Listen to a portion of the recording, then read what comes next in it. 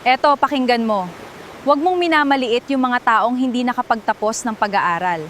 Dahil ang labanan sa buhay ngayon, hindi palaging diploma. Yung mga taong hindi nakapagtapos, madalas sila yung madiskarte sa buhay. Sila yung mas angat, totoo yan. Kung nagustuhan mo ang video, paki-follow and share naman.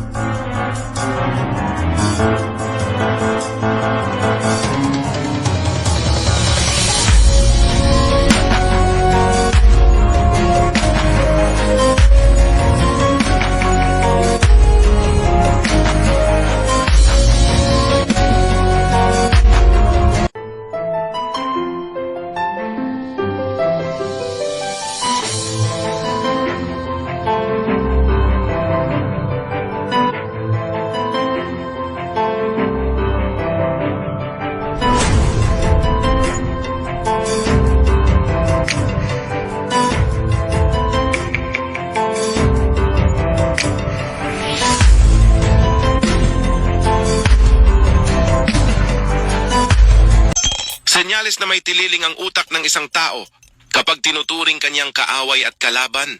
Kahit hindi mo naman siya inaano, ibig sabihin may problema sa isip niya kasi gumagawa siya ng gulo na wala naman. Tandaan, hindi mo kailangan patulan ng taong ganyan dahil kung ikaw ay tahimik, pero siya galit sa'yo. Siya ang may diferensya, hindi ikaw.